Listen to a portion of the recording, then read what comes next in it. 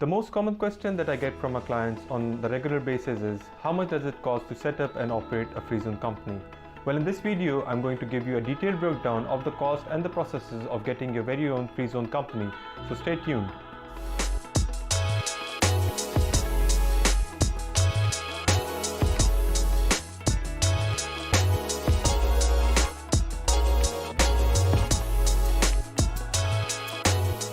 Hello, my name is Shiraz Wahid. I'm the founder of Setup Hero, where we help entrepreneurs set up their companies in UK, US and UAE. You want to know how much is the cost of setting up a Freezone company? Well, let's just start with the basic now. What is a Freezone company exactly? Free zones are special economic zones that are set up by the UAE government. Any entity that is established inside the free zone is called a Freezone entity.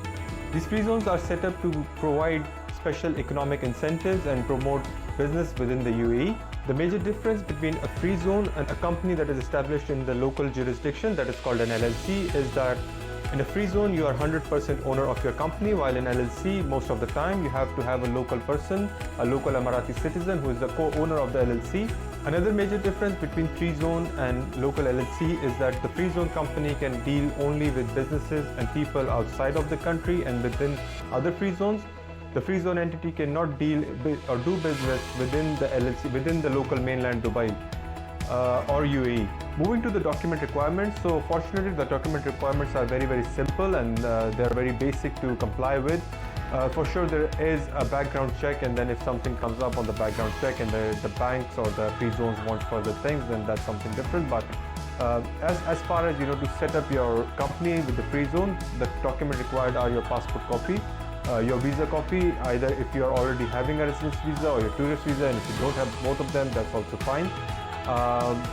In addition to that, we need your passport size photographs and address details of the shareholders. So we need to know who are the shareholders, are they either they're natural persons or companies, foreign companies. So in case of foreign companies, you would need some further attestations of their documents, but in case of natural person, you just need to know the name, the email address, the phone number and the actual address. So pretty much that's all that we need in terms of the documentation.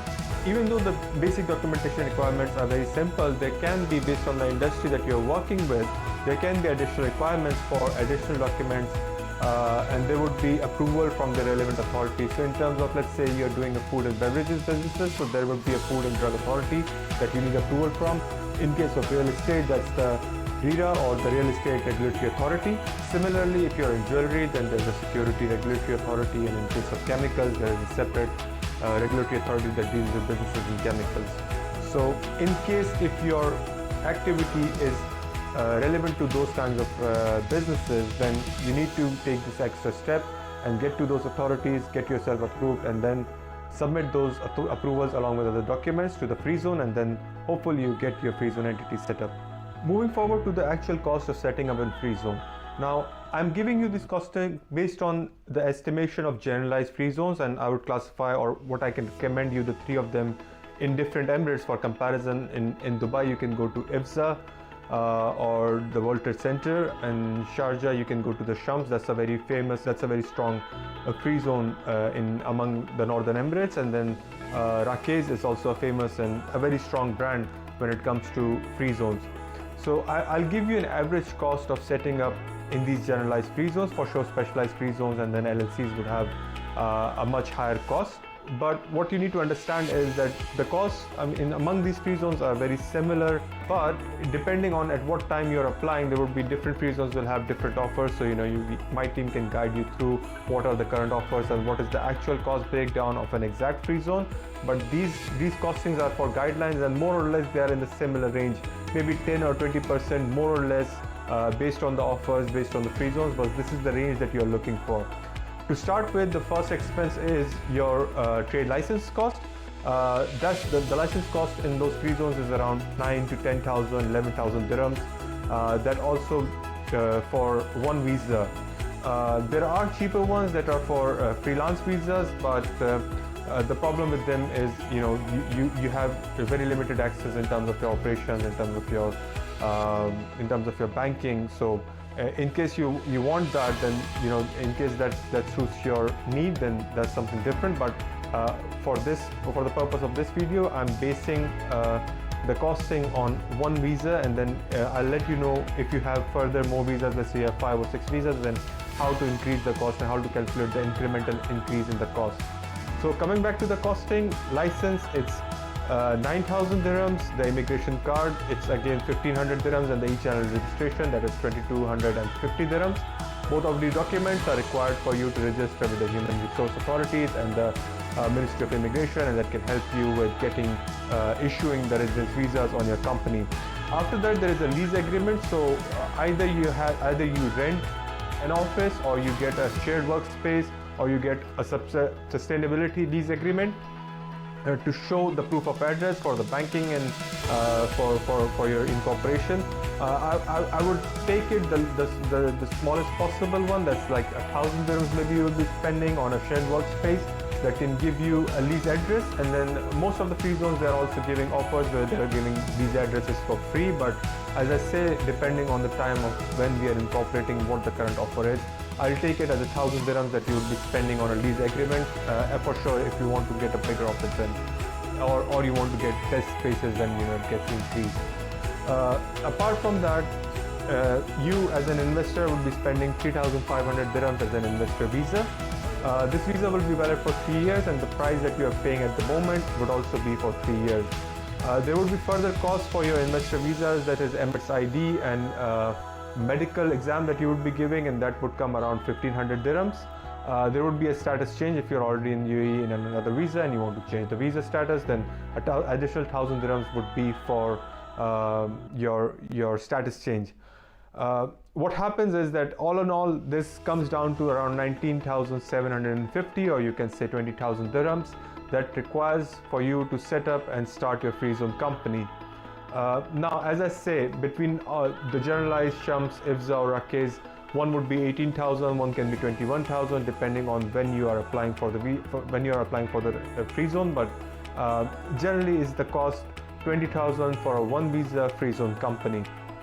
Now, I can give you some rough guidelines on how to increase these costs and come to your own estimates. So let's say if you want 2 or 3 visa company, then you have to add 6,000 dirhams additional for each of the additional visas that you are getting. So let's say you want a 3 visa company, then 20,000 plus 6,000 and 6,000, so it would be 32,000. If you want, like, let's say a 5 visa company, so one visa is already coming with your investor visa package, that is 20,000. You need additional 4 visas, 6 into 4, 24, that's 44,000 that you will be spending on a company that has 5 visa quota and 5 residency visas that you can give out to. In addition to this, what I can give you are rough guidelines in terms of going into a mainland entity. As compared to this, you would be spending around 30 or 40% more what you are spending in the Freezone company to start a residence, to start an LLC company, and it's a base. So let's say if you're paying 20,000 for your Freezone company, then at a minimum you will be paying 30,000 or more or less. It also depends on the activities, but 25 to 30,000, that's your starting point for getting your LLC company. Similarly, specialized free zones such as DIFC and DMCC, you will be paying at least 100% or 200% more. So that starts with like 50,000, 60 or 70,000 dirhams that you would need to pay for DIFC and DMCC. But for sure, those kinds of free zones are more popular among the clients who are trying to start a company in terms of getting the venture fundings and going global, or going at least expanding in Middle East. Those kinds of companies, they prefer to stay in the ecosystem that these free zones provide. So yeah, it's beneficial for them. What you can always do is pay for 3 years or pay for 2 years and get 15 to 20% discount. So let's say even for your basic 1-year visa, you are paying 20,000 every year, like 20,000 for the first year, and then renewals are at 10,000 each, because the visa cost that you have to pay every 3 years, but the licensing renewal is every year. So what I would say is that for the first 3 years, if you are paying collectively, then there is additional, the free zones are giving additional 15 to 20% discounts like that. What I would further add is that if you are sponsoring your family, let's say your wives or your children, then the costs are not that incremental. Then you have to pay, let's say, additional 2,000 for each child or 2,000 for the wife. So you can calculate like that. For sure, the daughters, you can sponsor for as long as you want, but if you have a son that you want to sponsor, then the legal age is up to 18 years. And if a son is more than 18 years old, then you need to get an independent or an employment visa for the son. But for the rest of the family, you can sponsor as much as you want. If you have any questions regards to the Freezone or LLC incorporation or UAE residency, you can drop a comment below and then I can answer you that. Also subscribe to my channel for more interesting videos on personal taxation and incorporation. Also, if you want my team to help you with your incorporation and UAE residency, then you can always book a call with us with the link in the description below, and we would be glad to help you in getting you started with your incorporation journey. See you in the next video.